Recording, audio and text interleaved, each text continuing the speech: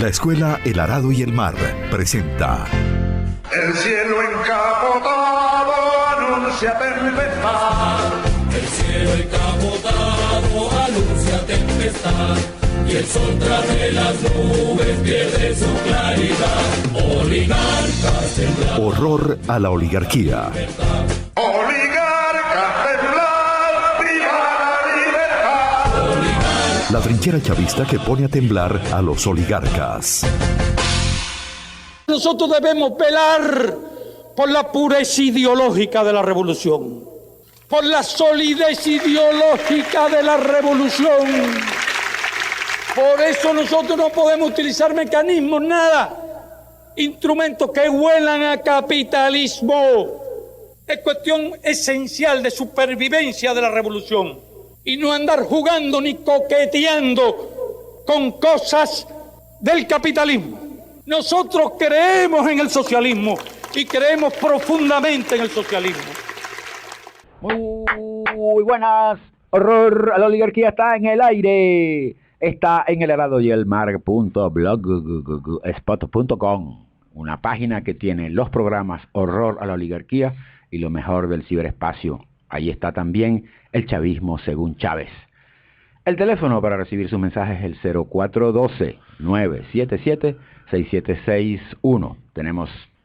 Tenemos Twitter, @ungrano-de-maíz y @el arado y el mar. ¿Qué pasó? ¿Las emisoras? Las emisoras que aún transmiten Horror a la oligarquía. Hasta donde sabemos. En Caracas, Voces Libertarias, durísima.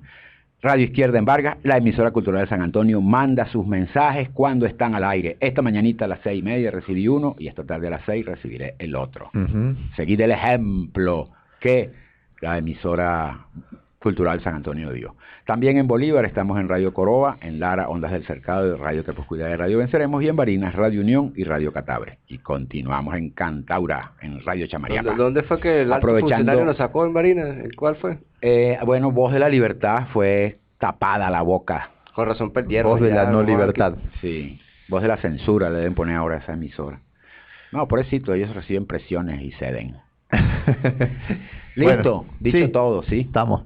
¿Qué pasa, Zancudo? ¿Estás preocupado por la falsa riña parlamentaria? Sí, por el circo. El voceo de sombra. A ver. No, lo más grave de todo del parlamento burgués es que la gente está distraída en esos problemas. El común de la gente, tú lo ves distraído en esos problemas de los problemas de la cola, de la escasez, y en el problema del show que tienen en la asamblea los diputados. Creen que esa es la política. Sí, y no se dan cuenta de la trampa que nos están metiendo con los ministros estos capitalistas y el nuevo plan económico que más adelante en la columna vamos a hablar.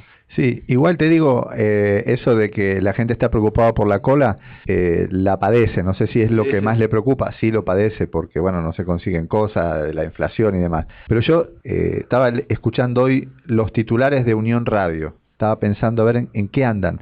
Los 5 primeros títulos, y creo que los titulares de las 6 de la mañana o las 5 de la mañana, no me acuerdo cuál emisión era, creo que tiene 7 títulos. Los primeros 5 títulos estaban relacionados con la asamblea. Claro. Bueno, pero es de eso de lo único que se habla. Es que en el Parlamento la política que se está debatiendo no es la política de la confrontación entre dos modelos económicos, sino es la política dentro del campo de la socialdemocracia que a la larga termina lapidando a la revolución. Pero fíjate, pero no es que la gente está confundida y tal. Los dirigentes nuestros están confundidos. Diosdado Cabello está confundido. Mañana le vamos a decir, Cabello, no es con Ramón Luis, tú tienes que pelear. Ese es un pendejo. Te están pasando un estrella adentro. Perro pintado. Ese es un perro pintado de tigre. Claro, así es. Ese es el circo. No es ahí. Pero la gente se confunde. Ahora, lo que decía Zancudo, el parlamento burgués es así en todas partes. Es para eso. Sí. Fíjate que Estados Unidos, pues ahí está el parlamento. Entonces piensan que no tiene mayoría, que le van a quitar la cosa a Obama, que no le van a aprobar el presupuesto, que se lo aprobaron, que no han suspendido el embargo de Cuba, que 200 años en eso. Que lo van a suspender. 200 años en es para eso. Hasta el parlamento inglés. Hasta el parlamento inglés. Todos, claro. Cuando llegaba Churchill allá, que los lords. Dele pues. Entonces le vamos a meter al texto. Dale. Dele, texto se rojo. lo vamos a meter. Texto rojo y subversivo que hemos Intitulado Sin el piso espiritual de la sociedad vendrá un período miserable. La turbulencia que vive el país deja a su paso un terreno de alto peligro social. Va minando las bases espirituales que sostienen a la sociedad. Veamos. Luego del asesinato de Chávez, el país... Espérate un momentico, mira. Ahí había que aclarar qué es lo que se quiere decir. La sociedad está sustentada en un tejido espiritual ético. Cualquier sociedad, sí. Por ejemplo, una monarquía está sustentada en que el rey viene de Dios y no sé qué cosa. Y unos acuerdos, algo así. Cuando eso se requebraja, la sociedad entra en turbulencia. El contrato, digamos, como un contrato. Como un contrato social. Uh-huh. ¿Entiendes? Pero está más allá de la Constitución y todo eso, está eso que es espiritual, es el alma. La gente acepta, por ejemplo, la majestad del rey, ¿verdad? Eso no es porque está escrito en ninguna parte, eso viene así. Uh-huh. Y aquí aceptan que es malo, por ejemplo, en estas sociedades, agredir a otra persona, colearse en una cola, este tipo de cosas. Y eso es lo que dice ahí que se ha alterado en esta última época. Aunque la sociedad lleva en su seno, en su interior, pues, en la sociedad egoísta, ese germen, solamente que es controlado por las normas y las leyes que rigen a la sociedad egoísta, pues. Pero llega el momento en que hacen crisis. No, es que esa es una discusión, que si el hombre no tiene leyes, entonces se desmanda, que si el hombre por naturaleza es maluco y es el lobo del hombre. Total, que necesita un control. No digamos ni que lo necesita, sino que siempre ha sido así. Luego del asesinato de Chávez, el país sufrió una doble conmoción. Además de la desaparición del líder, que ya era suficiente daño, entramos en una etapa de confusión política. Los enemigos se disfrazaron de amigos, entraron por la puerta grande a Miraflores, volaron las acusaciones de traidores, se persiguió a la disidencia, se aplastó la crítica. Bueno, pero fíjate tú, perdón, cuando entra Cisneros y entra Mendoza, la base espiritual del argumento de la guerra económica se cae. Sí, claro. Se cae. Se prostituyó. No, se cae, ya no hay sustento para esa teoría. Es decir, el gobierno golpeó su base espiritual. Sin embargo, no se cayó. O sea, se debió haber caído, pero no se cayó, porque se siguió sosteniendo con Cisneros y Mendoza, principales actores de la guerra económica, que había una guerra económica dirigida por ellos. No, el argumento siguió, pero sin soporte ético no sirvió. Ahí están los 3 millones. De ahí el desquicio. De ahí, exacto. Claro. Uh-huh. En Miraflores volaron las acusaciones de traidores, se persiguió a la disidencia, se aplastó la crítica. Así se gobernó cómodo, pero se golpeó a la moral, a la ética que surge de la discusión fuerte. La unanimidad de la adulancia esteriliza. Este era el título de la columna. Me acuerdo yo que saliendo de la reunión Mendoza y Cisneros, se dijo que bueno, que ellos se encarguen de la economía y nosotros de la política. Sí, y la política que llevaron fue la de acusar de estado general de sospecha a los revolucionarios y de traidores traidores. Incluso después de abonar en la amnesia. ¿Ustedes se acuerdan la cantidad de mesas de trabajo, entre comillas, que hizo el Estado y todos los ministros con los empresarios? Sí. Y la cantidad de plata que se les dio en esas mesas de trabajo que recorrieron todo el país. Y la cantidad de aportes, entre comillas, que dieron los empresarios. 59 propuestas de Mendoza y le aprobaron 56. Nadie se acuerda de eso. O sea, este es el gobierno de Mendoza y Lorenzo. Pero fíjate una cosa. Cuando ahí dice que enfilan contra la disidencia, ¿verdad? A cerrar programas y a perseguir disidencias. La razón. Sacarlo. Fíjate, acaban de sacar a Vanessa. Sí, del Correo del Orinoco. Y han acusado a Porrea de un poco de cosas en estos días. Claro, no se dan cuenta que está... El único diario que se podía leer, disculpen, me voy a dedicar a leer nada más que diarios del exterior. O Meridiano. Pero fíjate tú, Cuando ellos llegan, ¿verdad? Y empiezan a perseguir a la disidencia, a cerrar programas a diestra y siniestra. Ese fue Villegas. Ernesto. Al llegar, mira, el Radio Nacional, quiten a voten a aquel, Vladimir para afuera, no sé quién tal, y todo el mundo calladito. Oye, a nosotros, dígalo. Bueno, no. Un programa que tenía 11 años en Radio Nacional. Claro, pero el que no se fue tuvo que entrar por el aro, ojalá bola, pues vamos a decirlo así. Entonces no se dan cuenta que estaban quitando la base ética y moral, la estaban minando. La base argumental de la espiritualidad. La base argumental de la espiritualidad, que sale así. Ahora, cuando tú te pones a ver esa persecución para adentro, en el discurso del presidente Maduro, que mañana va a hacer otro discurso en el Congreso, lo que hizo fue enfilar contra los izquierdistas en nombre de Rosa Luxemburgo, ¿te acuerdas? Sí, claro. Y entonces hubo un linchamiento chico moral ahí en el Congreso, aquel gentío aplaudiendo. Centró su discurso en eso. El poco de diputados aplaudiendo. Así es que se gobierna, persiguiendo esa gente. Bueno, ahí está. Persiguieron la discusión, persiguieron la inteligencia en el sentido más amplio. Sí. Buscaron la unanimidad de la adulancia y les pasó lo que tenía que pasar. Y así le fue. Así le fue. La espiritualidad se olvidó. Las razones sagradas por las cuales luchar fueron sustituidas por la grosera repartición material. De esta manera se estimuló el egoísmo, la salida individual. Ese camino se siguió hasta ayer. La derrota del CEI es hija directa del vacío dejado por esta conducta. La masa humilde perdió sus pilares espirituales, sus valores. Ahora, la situación se complica aún más. El gobierno sigue actuando como si fuese rico. El ministro se reúne con empresarios para construir juntos un país potencia, como si no hubiese crisis, como si se tratara de invertir un premio de la lotería.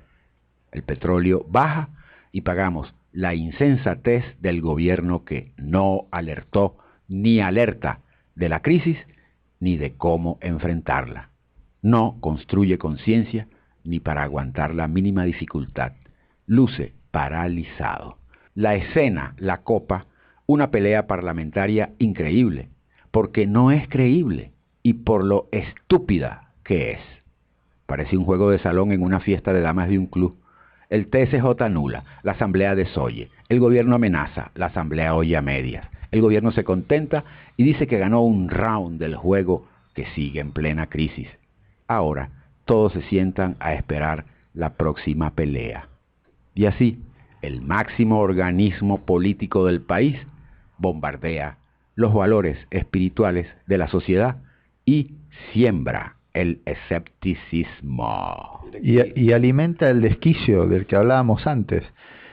Ayer salió el gobierno a decir que había triunfado porque obligaron a la oposición a aceptar la sentencia del TSJ.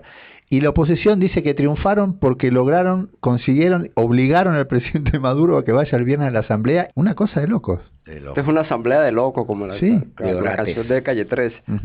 Mire, y hay otra cosa allí que el primer párrafo dice, empezando el párrafo dice que el ministro se reúne con empresarios. Jesús Faría, ministro de Comercio. E Inversiones Extranjeras. Todos los días se reúne con alguna cámara de representantes de empresarios. Pero hasta en estos días estaban convocando a los consejos comunales, a las comunas, para que fueran productivos. No se reúnen con comunas. Oye, es una pelea confinada a un ámbito donde los actores, cada quien tiene una posición y en la calle hay otra realidad, que tú lo ves, pues inclusive que ni siquiera le paran pelota a esa discusión. El gobierno, esa es la solución que propone, anuncia que vendrá un nuevo modelo económico. ¿Cuál? ¿Cómo queda el plan de la patria? ¿Con quién se discutió ese nuevo modelo? ¿En qué consiste? ¿Ya el socialismo fue desechado definitivamente? Nadie parece saber nada, salvo los ministros capitalistas que siguen tejiendo su sistema con la paciencia de empresario chino. La confusión en la población aupa los valores del egoísmo. En la calle, en las colas, se siente hervir la salida individual sin barreras éticas.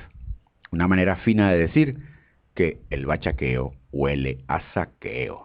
Fíjate que toda esta serie de medidas y y de mentiras y retruécanos y para adelante y para atrás, va minando la base espiritual de la sociedad. Después viene una reacción atípica y la gente no sabe de dónde salió un 27 de febrero o 3 millones en contra del chavismo.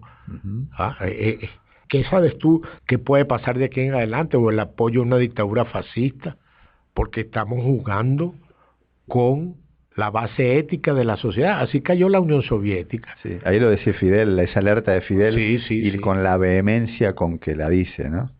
Con la vehemencia con la que alerta que no se puede coquetear ni jugar, dice. No se puede. Con cosas del capitalismo. Con cosas del capitalismo. Por una cuestión de sobrevivencia, ¿no? Fidel era un grande. Es un grande. La política dejó de construir valores éticos. Abandonó una de sus funciones principales. Los políticos siembran la viveza como norma de conducta. El pragmatismo es su método. Permanecer, su meta. Pero fíjate tú que es el pragmatismo. Que los dos representantes es Aristóbulo, un pragmático, ¿verdad? Que busca, dijo el plan de debate, eso es mentira, tal, y resuelve así, un adeco, pues. Y el otro es Ramos Ayub, otro adeco. Claro. Par de adecos. Y Ramos Ayub declaró su satisfacción. Y los dos con mucha experiencia parlamentaria, ¿no? Porque dicen ellos, Aristóbulo iba a ser la contrapartida, pues. Como vicepresidente. Retomo. La política dejó de construir valores éticos. Abandonó una de sus funciones principales. Los políticos siembran la viveza como norma de conducta. El pragmatismo es su método. Permanecer, su meta. Pierden, pero introducen un recurso que es recusado con otro leguleyismo. Mienten con descaro. Hoy dicen algo y mañana lo contrario. Así se están diluyendo los fundamentos morales de la sociedad. Fabrican una bomba de tiempo que no se internará en territorios de fragmentación donde rige la ley de las cavernas. Porque nos llevan a la prehistoria, diría el gordito barbudo, ¿no? Pero barbudo y barrigón. Todo esto se relaciona con aquellas palabras vehementes también que dice Fidel. Revolución es no mentir jamás. Sí. Porque si la revolución no violar ningún principio ético. No puede hacerlo, no puede mentir, no sirve. Fíjate tú. Es contrarrevolucionario. Pero y sí, porque se basa en destruir la mentira que es el capitalismo. Pero aquí llegan, no puedes mentir. Llegan y regalan los taxis, ¿verdad? Sí. Entonces, después dice, oye, sí, nos equivocamos. Fue un error, más nada. Lo vamos a recoger, no recogen nada. ¿Verdad? Los vamos a volver a regalar o los botamos, los quemamos. ¿Qué pasó? Nadie sabe, eso quedó así. Esa costumbre de no saber qué pasa, de no tener coherencia, de no decir la verdad, mina a la gente, le sirve de patrón de conducta a la gente en la calle. Claro. Eso es y le quita credibilidad no solo a él, sino a la revolución. A la revolución, no, y más que credibilidad a él y a la revolución, siembra una base ética en la población, una norma de conducta. De incredulidad. De que tú puedes decir una cosa aquí y no hacerla. Mañana otra. Y mañana otra, y no hacerlo, y te prometo algo, y así actúa la gente. Claro. Y hay que recordar que el comandante Chávez se alzó el 4 de febrero contra esa moral que están instalando nuevamente y contra esa ética. Y él por ahora lo resume. Claro. Sí, claro. Oye, el comandante, la sorpresa del comandante es que asumiera un error. Sí. Porque aquí nadie asume un error. Tú te equivocas y dices, bueno, justamente, eso es lo que yo quería decir y tal. Hasta de la derecha. Claro. Comentaban eso. Sí, el tipo llega y dice, sí, vale, yo fui responsable de esta derrota. Y ustedes lo hicieron muy bien. No, pero entonces, fíjate tú, esa actitud del 4, y ahora llega y le meten 3 millones de votos a esta gente y todavía no ha aceptado la derrota.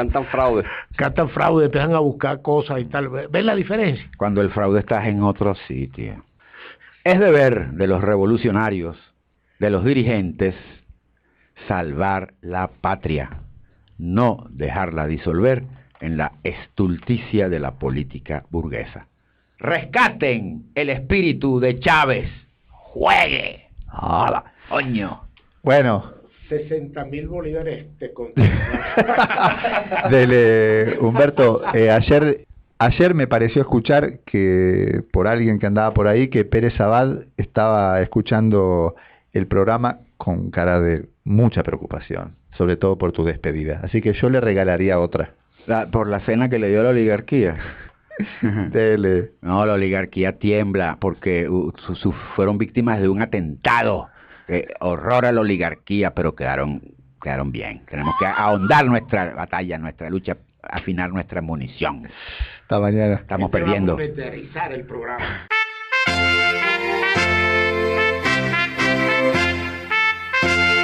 La Escuela El Arado y el Mar presentó El cielo encapotado anuncia tempestad. Horror a la oligarquía.